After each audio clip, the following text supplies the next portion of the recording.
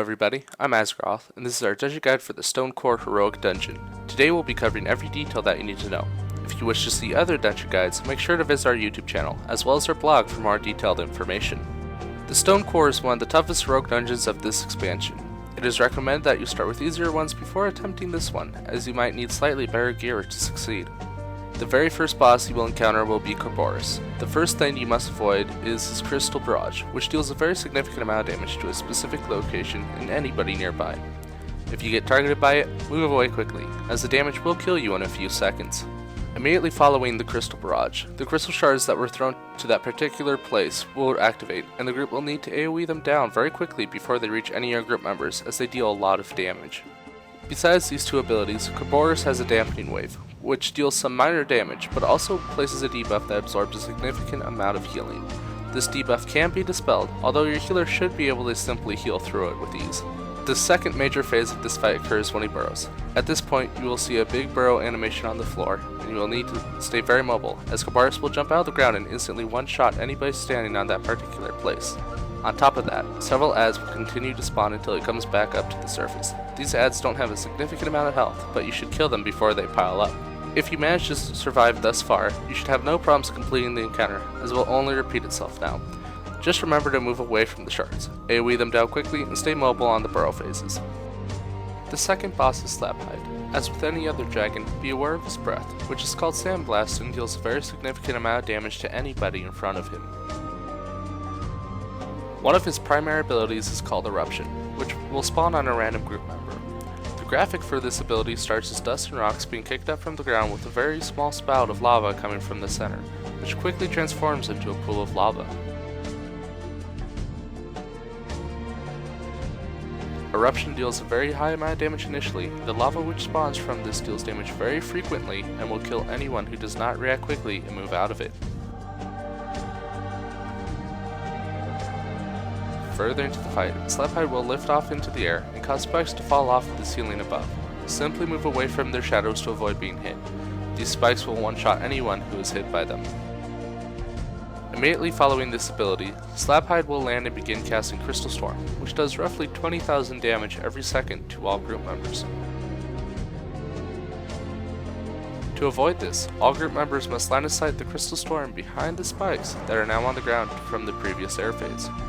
Because these spikes provide line of sight from the boss, they also cause line of sight issues between you and your healer, so make sure to be within line of sight of your healer while these spikes remain on the floor. At this point, the fight becomes a repetition of the previous phases. Simply avoid the lava eruptions and spikes, while line of sight in the Crystal Storm, and Slabhide will die quickly.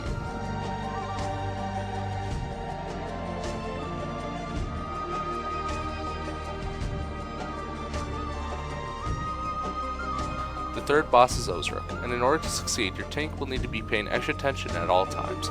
Ozruk needs to be faced away from the group at all times because of his ground slam ability. His ground slam ability is a short cast ability similar to Shockwave. It will create 3 lines of spikes and a frontal cone. This ability needs to be avoided by your tank as it will one-shot him.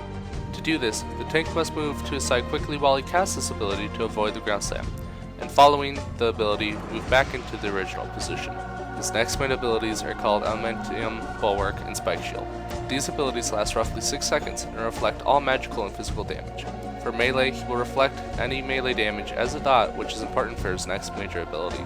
Following the cast of these two abilities, Ozruk will cast group-wide Paralyze, which lasts 8 seconds. The only way to break this paralysis is to have some kind of dot on you, which you receive after dealing damage to his Spike Shield or Aluminium Bulwark. Melee and tanks simply need to melee him a few times until they get a dot on themselves, while casters and healers alike will need to cast some kind of dot to break the paralysis. On top of all this, Ozruk also has a Spike Barrage, which is very similar to Mimiron's Shock Blast. This ability will instantly one-shot anybody within 15 yards of the boss. This ability will occur during the Paralyze, so your tank and melee DPS need to quickly break the Paralyze from the dot they receive via Spike Shield, and quickly run out of range of the ability. As soon as the Spike Barrage ends, your tank will need to move back into position and prepare to avoid the next ground slam. Tanks, healers, and DPS should try to save cooldowns for the last 10% of his health, as Ozruk will enrage increase all damage done by 50%, which is very hard to heal through. The final boss of the Stonecore is High Priestess Azil. This fight consists of 2 major phases. During phase 1, she will constantly summon adds that will run to the group from the northeastern and southeastern areas of the room. Also, throughout this phase, she will summon gravity wells. Gravity wells are very big purple void zones and need to be avoided. These gravity wells will grow smaller whenever somebody stands in them, and it deals heavy damage. These wells can also damage the ads, and you will need to use this to your advantage. The trick is to form a wall with these gravity wells, which your group will need to get behind. By doing this, the ads will run into the gravity wells and die from the damage. This is accomplished through group placement of the void zones, and as such, communication is key. Be careful though not to corner yourself and run out of room. In addition, she will cast a Curse of Blood, which increases the physical damage taken by the target. You can, and should, dispel this debuff. Another major ability you will have to deal with is Force Grip, which will grab the target up in the air and knock them back. This ability should always be interrupted, otherwise your tank will be caught out of position and the gravity wells will not be placed properly. The second phase starts when she levitates in the air and moves to the lava's edge by her altar. She will also cast a shield that reduces damage taken by 75%. During this time, a lot of ads will spawn, and you should focus on finishing them off before you get overwhelmed. Also during this phase, she will summon 3 giant rocks and throw them one at a time at your group members. These groups will instantly kill anyone who is hit by them, as well as anyone within their path as they travel to their destination. These rocks must be dodged. From here on out, the fight repeats itself until you kill her. You have now completed the Stonecore on Heroic Mode. Congratulations. This was Asgaroth bringing you another LoD Cataclysm Dungeon Guide. If you want to see other boss guides, make sure to check both our channel and our website, and feel free to join our blog to participate in our discussions. Both links can be found on the description box below. Also, don't forget to subscribe, and thanks for watching.